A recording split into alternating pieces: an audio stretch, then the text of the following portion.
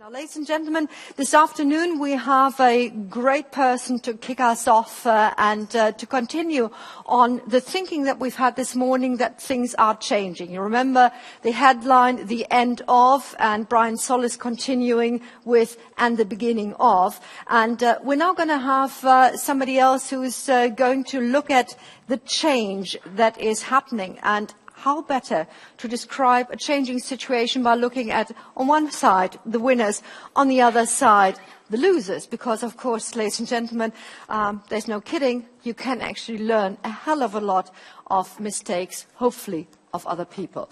Now, the guy who's just arrived from New York City, and we're very happy to have here in Amsterdam today, is Scott Galloway, and we've introduced Brian Solis as a thought leader. Well, Scott is a thought leader. He's a serial entrepreneur, as they're called these days. He's somebody who's actually influencing the generation of our kids, or certainly the older kids, by teaching them, hopefully, the right strategies to survive economically in this digital multimedia age. He is teaching at the NYU. He's teaching digital and brand strategy. And when I talked about diverse companies that he has founded and also brought on the road, he founded a brand strategy consultancy, Profit, quite a number of years ago, then Red Envelope, and a couple of years ago, Firebrand Partners. These are just a couple of feathers to his hat, and in order to make the feathers stick, he would actually need to wear a hat because they wouldn't grow and stick to his hair. Ladies and gentlemen, welcome to the stage, Scott Galloway. Thank you. Okay. So, this is the first and the last slide you'll see today, and it's the objective for the session here. It's how you hold me accountable for your investment in time and treasure. And the objective for this session is to be the greatest ROI session at the conference. And I'll repeat that again at the end of my presentation. So I'm going to talk a little bit about winners and losers in the context of digital. At conferences, we tend to talk only about the winners and highlight how great everything is. But on the other end of every huge shift in the economy are people who are on the wrong side of it and firms who are on the wrong side of it. And I think you can learn as much from the losers as you can from the winners. So we're going to talk about industries that are benefiting and others that are being dramatically hurt. We're going to talk about best practices, and we're going to try and couch this all in the context of data. One of the call signs in my class at NYU and at the firm I work for, L2, is data versus opinions. And I'm pretty convinced that most of us don't have the answers, but the conversation can best be had when we steep ourselves in the data. And then finally at the end, I'm going to talk about how you can live to be 100 years old, because it's just a personal passion of mine. I've decided I want to live to be 100. I used to want to just drink a lot and live like Michael Saylor and die at 50. But having kids, I decided I want to live to be 100. And I spent a lot of time thinking about that, and I'm going to share some of that with you here today. So data, winners and losers, and how to live to be 100. And we're going to do it in the next 42 minutes, and I have 105 slides. So if you're a speech coach and you're wondering why I'm talking fast, I know I'm talking fast. I just have a lot of data to get through. So our first data set. Does anyone want to guess what data this is? This is revenues of a company that are now, as of 2010, were $28 billion. Any guesses? Free lunch for those who guess. Who is this? Shout it out. It's Google. That's right. This is another data set. This is a business. It's not a company. It's a business that went from $10 billion at the beginning of the decade to $750 million last year or 2 years ago. That's a collapse in a business. That's a 93% decrease in a certain sector. And if I give this data set to a statistician at NYU, which I've done, he will tell me that there's a 95% likelihood that the two data sets are related to the other, that the growth in the first data set has directly impacted and been a cause for the decline in the other data set. Any guesses what this is? Someone said it. It's classified advertising, newspapers. So we talk about Google and the wonderful world of Google. Google has effectively in the U.S. put a third of U.S. newspapers out of business. Another third are out of business. They just don't know it yet. They're the walking dead. That has a real social impact, right? Whether it was the Pentagon Papers or whether it's people trolling over City Hall to figure out who's doing well and who's not doing well by their citizens. Newspapers play a valuable role, but newspapers have been squarely losers the last 10 years. And a lot of that sucking sound you're hearing coming out of the vaults of newspaper companies is because of Google. We used to get our information from our newspaper. That's where we found apartments, where we bought cars, where we learned about things, where we searched for things. Now we go to Google, and that economic transition is taking place.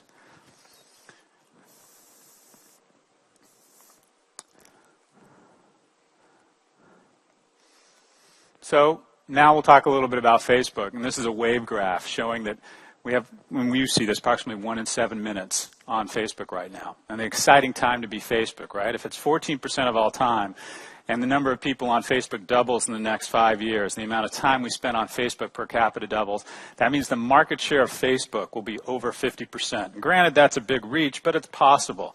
So there's a non-zero probability in the next 3 years that Facebook's going to become the internet. The internet will just be the technology that powers Facebook. And everything else is losing, right? This notion that the web is dying. People are abandoning URLs, people are abandoning your microsites, and they're going to your Facebook page. Think about all the time and energy you spend on your websites, and think about how much you spend on your Facebook presence, and you're going to say the music probably doesn't match the words. 95% of all time on social networks spent on Facebook. It's really Facebook and the 7 dwarves. Some more data. This is revenue. I'll give this one away. This is Facebook revenue, right? So the question is, who's going to be the loser at the hands of Facebook?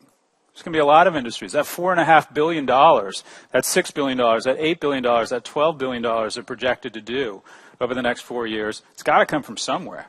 So the question is, who are the big losers in a Facebook economy? I would argue that one of the losers are these guys. It's an $18 billion industry. This is the top 100 brands in this industry. It's starting to decline. Anyone want to guess who this is? What industry this is? No guesses? Pardon?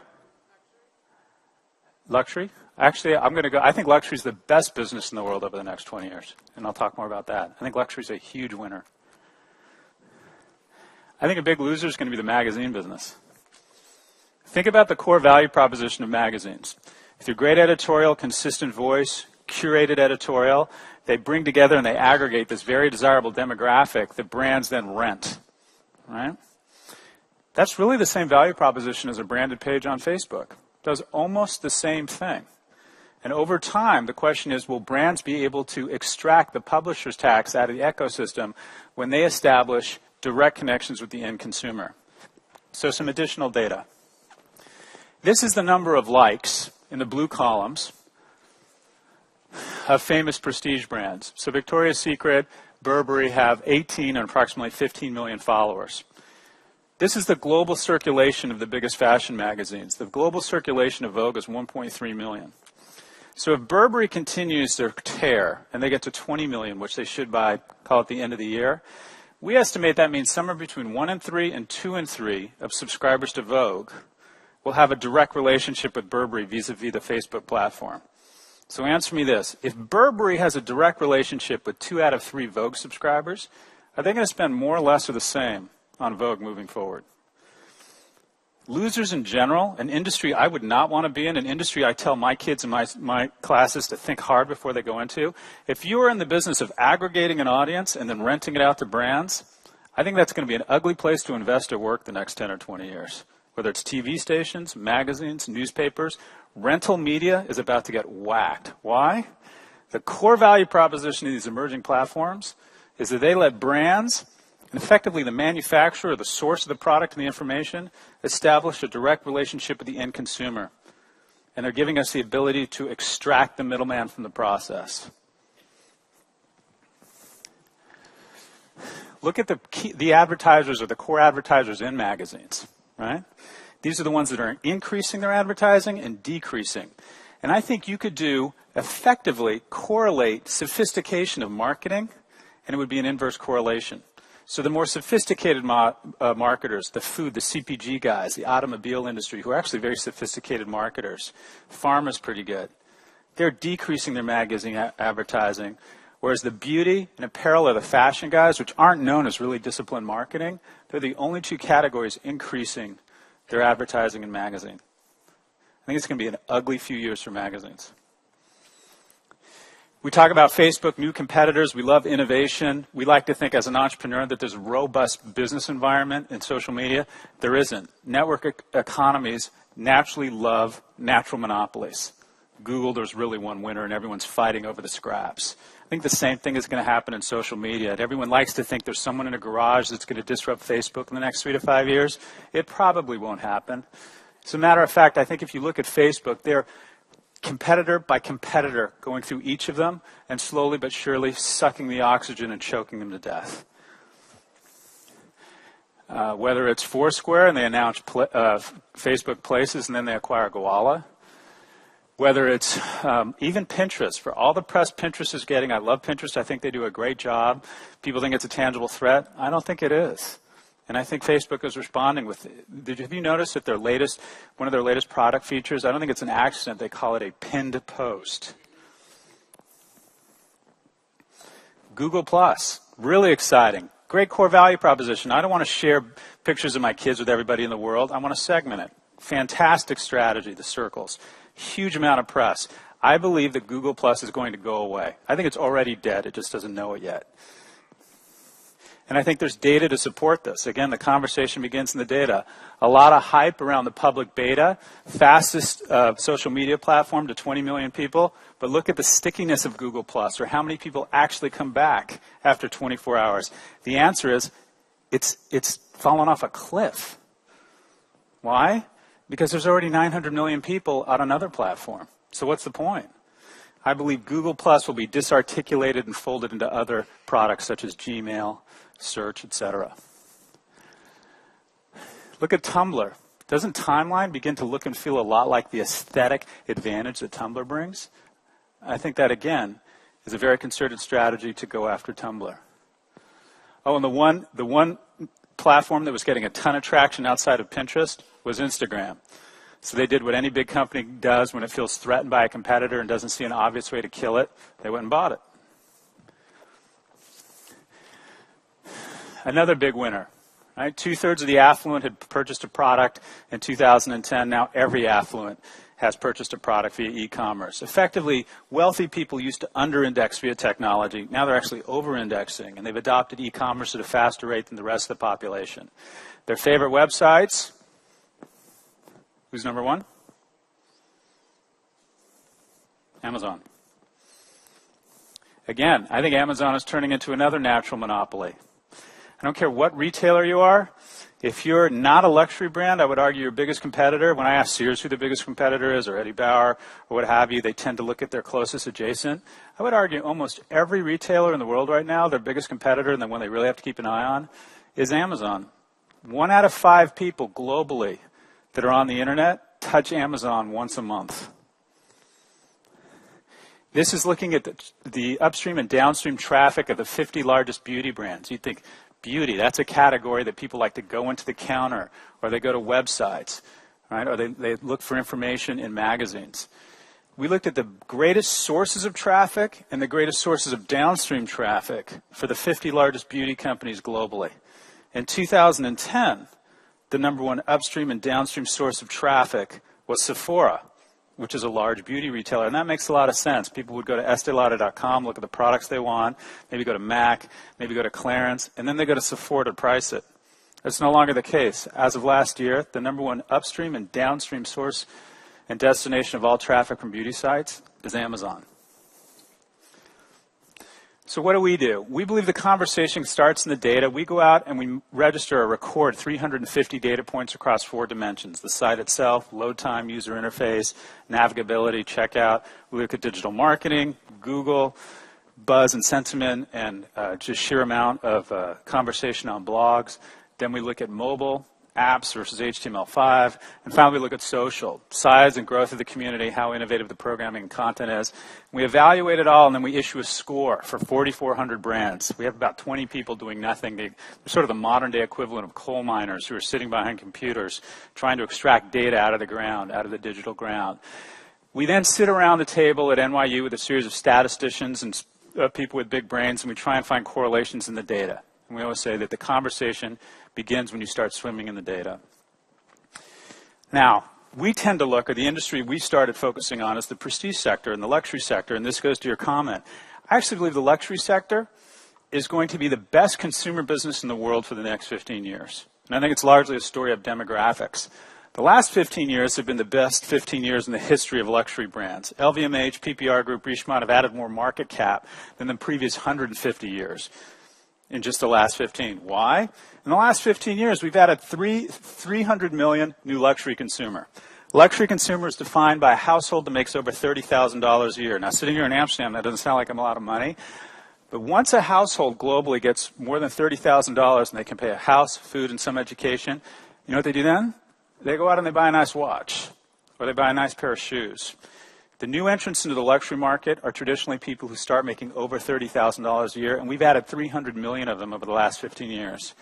In the next 15 years, we're going to add 600 million. As good as the luxury market's been the last 15 years, it's going to be twice as good the next 15 years. If you look at how well these companies are doing, they're doing disturbingly well.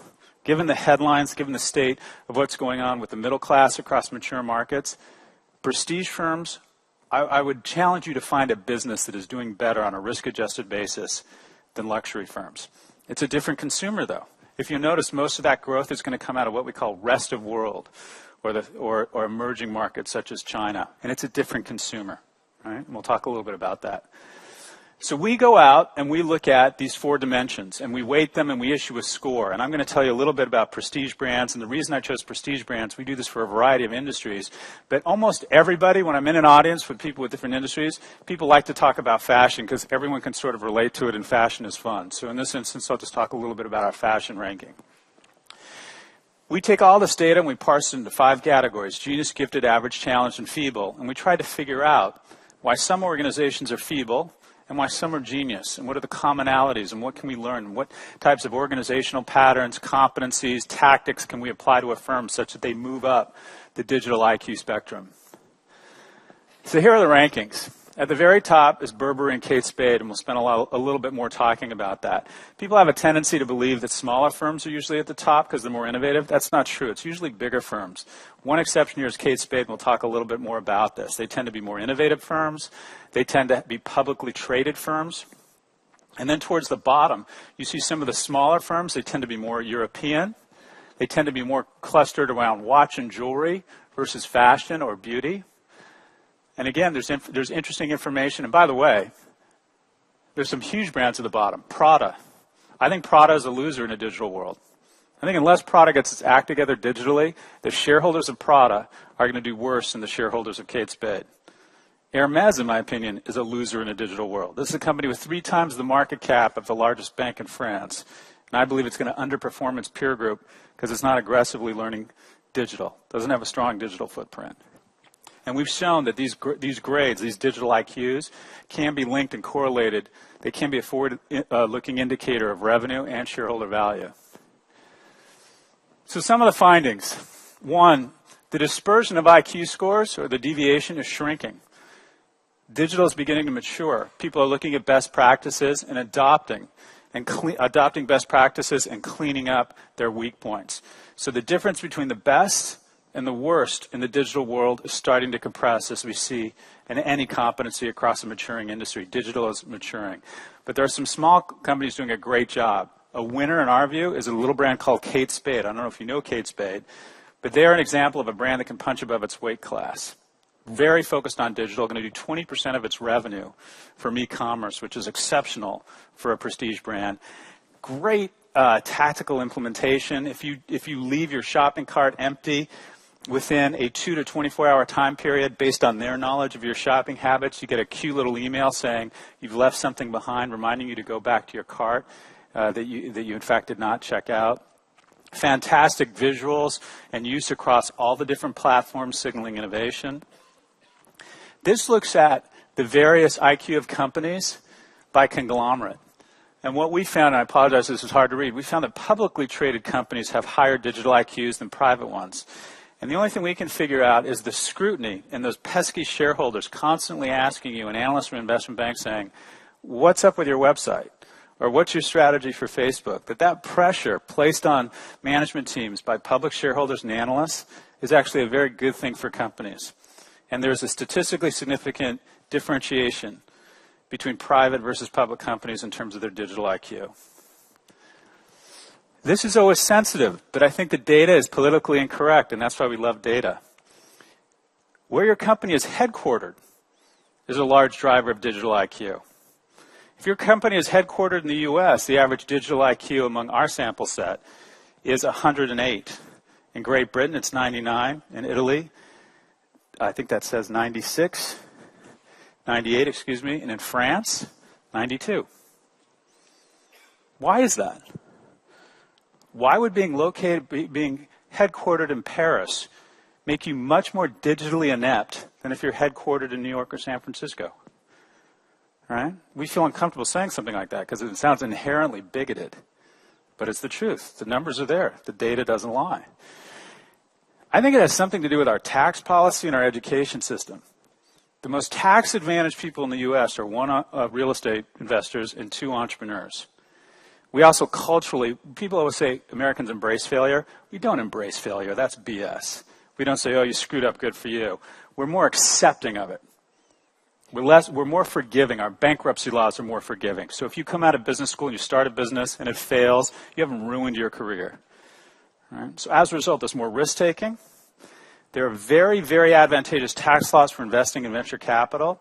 So you have what is effectively the largest tax credit in the world going to small companies. So within a 5-mile radius of any brand in New York, there are 100 social media companies who will effectively provide you their service for free just to try and get traction and get more brands in their client base. So when you have a company that's headquartered in the U.S., you have access to more subsidized technology and innovation than any place in the world. So I think a big part of it is there's just more vendors and more great technologies who are willing to lose money and provide you with a great product or service until they get traction. I also do believe it's cultural. I think there is what I refer to affectionately, because I'm one of them, as an old white man effect taking place in some of Western Europe, where some of these prestige brands are controlled by patriarchal families, where the average CEO is in his late 60s and is a white guy who's inherited his job, hasn't earned it. As a result, he's not as innovative, he's not a risk taker, not as entrepreneurial, and is basically just kind of hoping the internet will go away. I think there's more of that in what I'll refer to as Western Europe than even in emerging markets such as China, Brazil, or in the US. And so it was a very popular slide in Europe. I think you can look at shareholder value moving forward by greatest year-on-year gain and greatest year-on-year loss. What brands are moving up the digital spectrum, which are moving down? Digital is now a sprint. If you're just jogging, if you work for a company that's mildly innovating, you're probably falling behind because the corporate world has sort of bought into this. The majority of boardrooms and CEOs think, okay, I get it, now let's get on with it. So if you're not innovating, you're probably falling behind. Some of the brands that were the biggest year-on-year losers, again, Hermes, Armani, Prada, Chanel, the biggest, most iconic brands in prestige. We believe these firms are going to underperform their peers on a shareholder basis. That these firms essentially are resting on their laurels. If you look at the firms up top, a little bit more aggressive, a little bit more nimble, these are the ones that are innovating around digital right now. It's pretty easy to figure out, to do quick litmus tests on how your brand is doing. Take the number of Google queries, the average number of Google queries across your category. Take your top 10 competitors in your peer group and look at the number of global Google queries, and you can get that off of Google Analytics, and you come up with a base number. Then look at the same number of likes across all their Facebook pages, and you should come up with a ratio that for every Google query, you should have 0.4 Facebook likes in your category. And then you can simply track whether you're a winner or a loser on Facebook based on what the ratio should be. There are very simple ways to make big data little and understandable vis-a-vis Facebook and Google Analytics that are hard, measurable ways of saying, how are we doing in digital versus our competitors? Our vendors will give us awards and tell us how great they're doing, which is basically a way of saying we want your continued business. Your vice president of social will tell you how amazing your social is. That's his or her way of saying give me a raise. But what are the hard metrics for how you are really doing versus your peer group in an increasingly competitive arena where more capital is being allocated every day? So some of the biggest winners, Burberry, Armani, Dolce, Christian Dior, meaning that their Facebook efforts are punching above their weight class based on their number of Google queries. And then some of the brands that are not doing very well, the Valentinos, some of the smaller brands, Malandrino, Stuart Weitzman, Donna Karan. This looks at measuring the number of likes versus engagement. And obviously there's a tension, because the faster you grow your Facebook community, the more likely you are to get people outside of your true evangelist core, and your engagement should go down. But there are some brands that are managing both, and we call this the sweet spot, or quadrant 2, we call this tribes. And that is brands that are not only able to have large followers, large communities, but also have high engagement. And as you can see, the brand that stands out is Dior. Dior has been able to go from 800,000 likes, to almost 6 million in a matter of 6 months. But what's impressive is they've managed to maintain the same level of engagement, going from 800,000, a core audience, to 6 million. That's the real test of how innovative your programming is on Facebook, whether you can grow your communities at an exponential rate while not losing that all-important engagement rate. There's, again, some great little observations in what we call big data, just on Facebook. We love the people talking about this metric. We took this new metric that Facebook was putting out on their API, this thing called people talking about this. By the way, people talking about this, as far as I can tell, is the number of likes you got in the previous 7 days. We find there's a very strong correlation between the people talking about this metric and your previous likes over a fairly recent time period. But if you look at brands and see whether people talking about the scores are escalating, it says something interesting, and I think it informs your capital allocation strategy. In this instance, we looked at major prestige brands and tried to figure out which city do they have the greatest people talking about this score. And if you think about it, people talking about this should be a proxy for brand equity, which would help you make decisions. When a city has incredibly high affection or brand equity for your organization, that says you should be focusing on that city. There's a lot of opportunity to monetize those goodwills. At the end of the day, our job as managers is to find those pockets of goodwill, to increase them or build them, and then to monetize them by selling products to those pockets. So where are the pockets of the greatest people talking about this for brands? In Taipei, you'll find the greatest people talking about the scores for Chanel and Tiffany. Who would have thought that the greatest brand equity, according to Facebook, for these two brands would be in Taipei? For Armani, it's Mexico City. For Vuitton, it's Bangkok. Burberry, Istanbul. Dior, Tunis. Dior's greatest level of concentration and buzz on Facebook is in Tunis right now. Gucci, Kuala Lumpur. Prada, London, that sounds more believable. And then finally, the one that sounds obvious is Cartier's greatest PTAT is Paris. Now, how do you turn this into actionable data? The greatest expenditure outside of traditional marketing and print among prestige brands is their real estate strategy. Buy a 10-year lease on Via Montelepone, I won't even massacre it, on the greatest shopping street in Milan. It's very expensive. It's a huge capital investment. So picking the right real estate or the wrong real estate can sink or make a company. And I would argue that a company like Gucci might want to be thinking about stores in Kuala Lumpur as opposed to opening more stores on Fifth Avenue in New York. But we tend to think of these platforms as a means of looking at ways to increase our revenue. But the easiest, greatest ROI things to do is to look at all the different metrics and then match it against our current capital allocation strategy, or to look at the conventional wisdom of what we think we know about our brands relative to what these platforms are telling us every day with this data. So let's talk about some of the companies that are doing a great job, some of the genius brands. What can we learn from them? The Four Seasons, by our metric, is a genius in the hotel sector. It's easy why you want to be a genius in the hotel business. The cost to book a booking, a hotel reservation on a branded website, is $5. The cost to go through Expedia or Travelocity, or what we refer to as an OTA, an online travel agency, can be as high as $140. So if you're in the business of being a hotel, you want people booking through your own site. There's also a direct correlation between digital IQ and revenue per room. Right? Again, there is a correlation between shareholder value and digital IQ. About 1 in 6 brands host user reviews.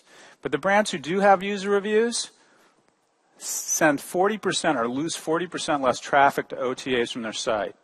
They're much more likely to book on the site when there's user reviews. Quickest way to pop your sales on a website in terms of e-commerce conversion is to allow user reviews. If you have 100 user reviews and less than 90% are positive, your sales go down. But that indicates you have a bigger problem. If 100% of your user reviews are positive, meaning you're managing them, or you're taking negative ones down, or you don't have any user reviews, which brands tend to think means it's 100% positive because they'll put out nice things about themselves, sales are X. When you have positive, or better yet, negative reviews between 0 and 15%, your sales usually go to 1.1 or 1.2X. It's the negative reviews that give the positive reviews credibility. It's the negative reviews that give us the confidence to buy. This is the Four Seasons, doing a fantastic job across multiple platforms. A wonderful Pinterest page, signaling innovation by being across all their platforms with incredible visuals, enlisting a fantastic demographic, their customers, to upload photographs. But who's the loser here? Who's the loser internally? I serve on a lot of boards, and I would say the grown-ups in the room, the difference between a VP and someone who's going to be a C-level executive is he or she gets as excited about cutting costs as about spending new money. The rookie in the room is the guy or the gal that's always talking about great new ways to spend money. It's the person whose eyes get wider who talks about new technologies in the context of reducing costs. I think Four Seasons looks at these new technologies and says, we have to make choices. We're a great company. We have great returns to our shareholders. This is the Four Seasons in Austin. I know because I stayed there for South by Southwest. I think it's a mediocre hotel. I think they basically took a Hampton Inn and put a nice lobby in it and nice sheets in it and called it a Four Seasons and charged me $700 during South by Southwest. But I think they've made a conscious decision that the loser in the short term is going to be the capital expenditure on their properties. Why? They'd rather spend it on their website. They just spent $15 million launching what is the best website in hospitality. And guess what? I think it was the right call. I think they've purposely made a capital allocation decision to delay renovations of some of their properties and are putting that money into digital. And this new generation of wealthy consumers would rather have a better website than a better hotel. I think it's the right capital allocation strategy. Now, I'm not suggesting they can get away with this forever. But you got to ask yourself, if you're going to spend more money on Facebook, if you're going to spend more money on keywords, AdWords, content, and programming, what are you going to spend less on? That's the adult conversation. We did a study across the 50 biggest fragrances globally. And the key finding there is that industry is divided into two categories. Licensed fragrances, firms like Coty that go out and find celebrities and license their name, and then try and spread or distribute these brands across the world. And then owned and operated fragrances, a Chanel or a Ralph Lauren. Actually, Ralph Lauren is a license, or a Gucci brand, right, that have a vertical. They manage their own fragrance. And what we found is the brands that are licensed, the license categories, had significantly lower digital IQs. Why? Because they can't monetize, or they can't spread the economics or the investment across an amazing website across multiple product categories. So we end up with substandard websites. Also, some other interesting observations. Celebrity fragrances, right? The Ushers, the Beyoncés, the new Justin Bieber fragrance. They have the largest Facebook communities, as you would guess, because Facebook is largely a celebrity-driven medium in terms of some of the commercial applications. They have huge followings. However, if you look at the data, the bottom line is, if I'm a fragrance and you're a celebrity, you're just not that into me. It's pretty clear that celebrities see fragrances as just a way to monetize their brand. They don't like it. They're not engaged with it. Fully 1 in 4 of them haven't tweeted or made a posting to their Facebook about their fragrance in over a year. They just don't care. And I think that's going to change the conversation. I think one of the great things about social media is it provides a level of transparency into the people behind a product. We use the word authenticity. And the bottom line is a lot of licensed products with celebrities. We're finding out that the celebrities are just cashing their check, and they don't really care. And I think consumers are going to see through that. I think they're going to figure out that Tiger Woods does not roll in a Buick, right? I think we're going to figure out who is really behind these brands and who isn't. And these platforms give us an incredible amount of transparency into whether or not the people who are putting their names on these products really buy into it or not. Benefit is a great beauty brand owned by LVMH, doing a great job in China, right? And you've heard the statistics. More people are going to be online in China than the rest of the mature markets in just 2 years. Different marketplace for prestige brands. In the U.S., 30% of the prestige market is people under the age of 45. In Japan, it's only 20%. In China, fully 80% of the prestige market is people under the age of 45. Entirely different consumer. If you took all the prestige consumers in Western Europe and the U.S., and you were able to distill them down to one person, it would be a woman in her early 50s who comes from a household that makes $150,000 a year and spends $3,000 of those $150,000 on handbags. That's the luxury consumer in the U.S. and Western Europe. In China, it's a woman, but she's 33, much younger, right? She maybe looks at her smartphone. She maybe goes to blogs more than she goes to print. She comes from a household that doesn't make $150,000, makes $17,000. And of that $17,000, she spends $2,000 of it on handbags.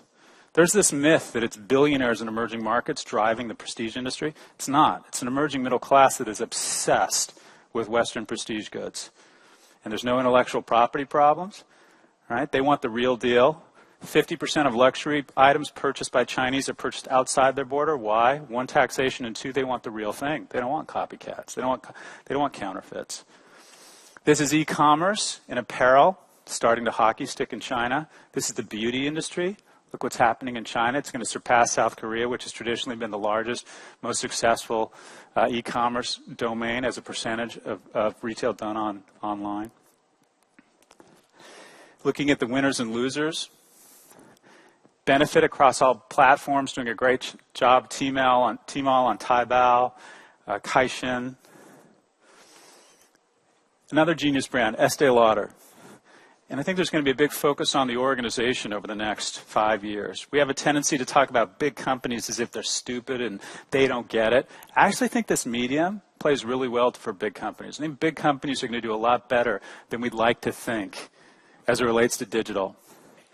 What we found is that large multi-branded conglomerates actually had higher IQs than smaller brands. Why? They were able to leverage economies of scale across multiple brands. It's the bottom line. It's not very sexy. We like to think of big brands as being slow and stupid. That's largely a romanticized thought. We'd like to think that the small guy always does better. Big companies actually, I think, are going to probably outperform smaller companies in terms of brands online as it relates to leveraging digital. 5 of the top 10 beauty companies we registered were Estee Lauder brands. Now, what we'll do is, and evidence of this is the following. The biggest gainers year on year that we talked about before was one of the companies with Smashbox, which was acquired in 2010. So in 2009, when they were an independent company, to 2010, when they were acquired by Smashbox, they had the second largest improvement in their digital IQ of any brand in the index, which says to us that the enterprise value of Estee Lauder can be put on a distinct organization and massively increase their digital IQ. Again, there's really wonderful conversations in the data.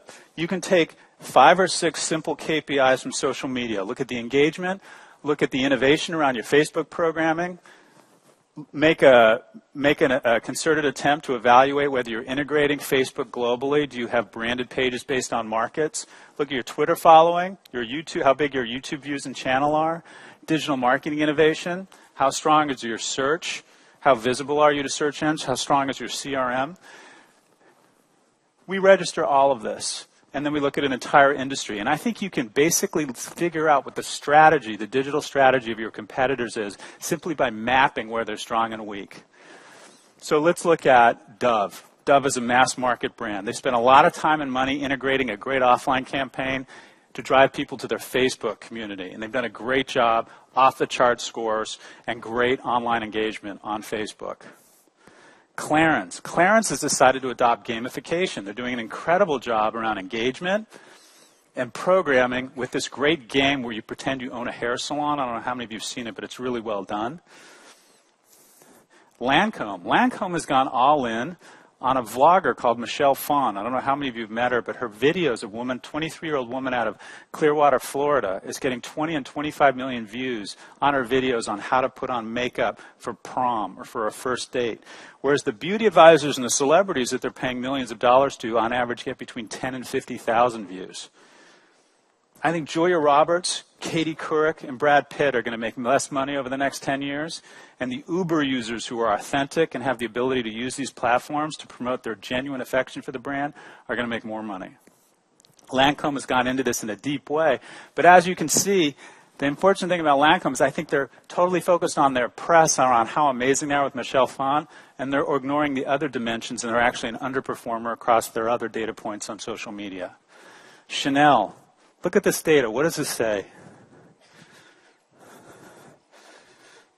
It says that Chanel is resting on its laurels.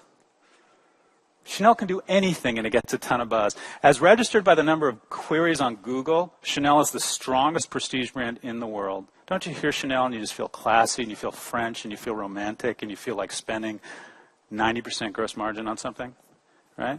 Unbelievable brand. The problem is they've taken that brand equity and they've gotten lazy.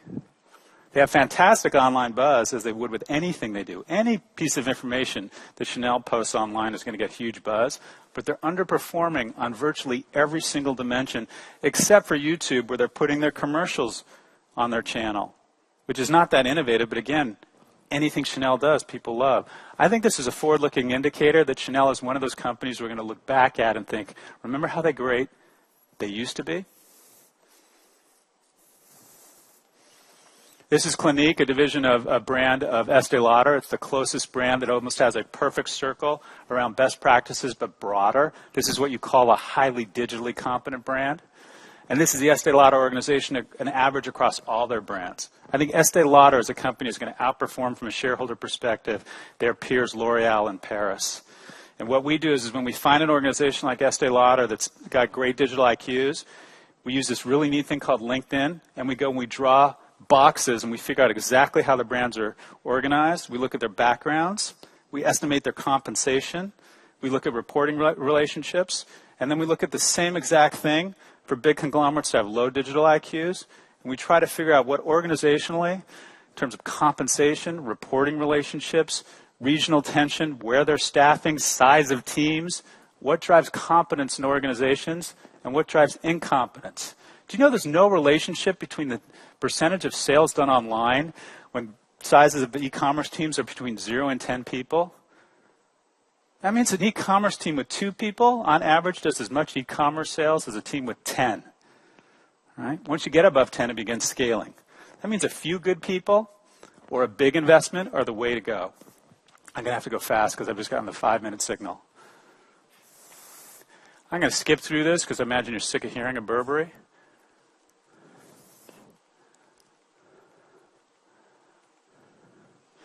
Going to my high school reunion in a few weeks. And loving data, what I did was I looked at all the people who are coming. Approximately 185 of us have decided to go. And I went on LinkedIn and I scored all of them economically. I made an assessment around how successful they've been since graduating, since high school. And then I tried to create another column of data, and there was a subjective assessment on how smart I thought they were, how ambitious I thought they were, how good a school they went to, and I tried to look for correlations around what drives success and what doesn't. I couldn't find a correlation around smarts, except at the tails. The super smart people I knew were going to be super successful. The super not smart people I knew weren't. But in between, no correlation. The only thing I could find that correlated success really strongly was the industry they went into. I graduated from Berkeley in 1992. I'm fairly smart, fairly hardworking. I was very successful in the 90s. And when we're successful, we immediately attribute it to our core qualities, our genius, our character. And then when things went bad for me in the early 2000s, I blamed the marketplace. It wasn't me. When things go bad for us, it's external factors. When things go good for us, it's us, right? But the reality is the most important driver is the industry you pick. So as you come to these conferences, you come under the auspices of adding shareholder value for your organization. But the real reason we're here is we want to develop our own currency, our own value, such that we can develop a point of differentiation and a skill set that gives us economic security for our families. That's typically why most people go to work. So the question is, what are the next 10 years? Where's the place to be? What is the ground zero for wealth creation over the next 10 years? In the 90s, in a 7-mile radius of San Francisco International Airport, there was more wealth created in the decade of the 90s than was created in Europe, all of Europe since World War II.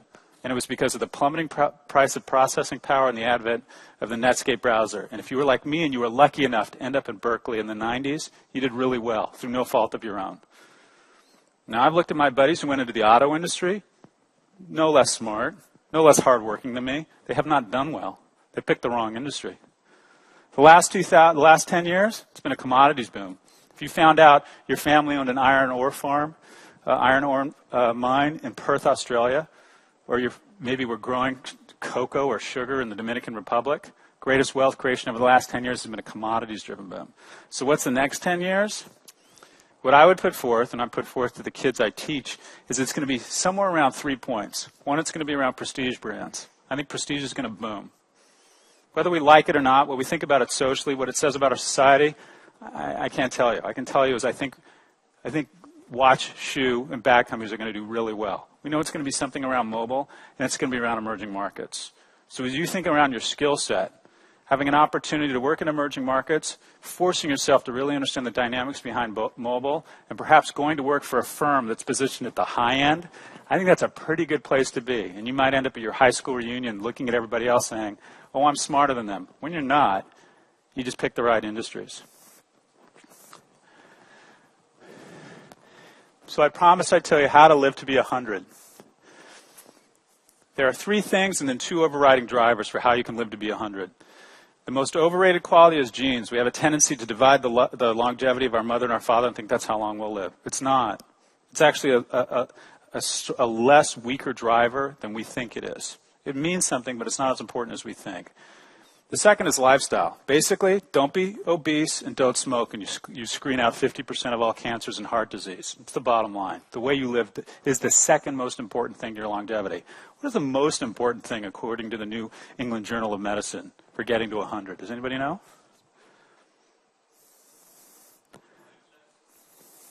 That goes to lifestyle. It's social. And I think that's the reason why Facebook is the most successful product in the history of mankind. Right? The reason why the World Wide Web was the most successful product until Facebook was because it mimics our brain. The way we think about stuff, we go to different thoughts. Remember you're reading a book and you hear something about the Empire State Building, you think, when was the Empire State Building built? Well, when you look at a story online and it says Empire State Building, it's hot linked to its Wikipedia page and it'll tell you. The web thinks the way we do, and we've naturally taken to it. Facebook, I think, is an instinctual need to be more social. Think of your vision of a 95-year-old person. Is it a man that's depressed, that likes to be alone and is crotchety? No, he dies. It's a woman who plays bridge and mahjong with her friends and is gossipy and is into her kids and gives a lot of love. By the way, in the world of longevity, it's better to love than it is to be loved. People who report being loved live happier lives, but they don't live longer lives. It's the people who are more involved in other people's lives. So the wonderful thing about social media, and this is the last thing I'll end you with, is that it's actually our source code, our DNA saying, this makes sense. We want to live longer. Being involved, following, friending others is more important than being loved. That's where I'm going to end it. Thank you for your time.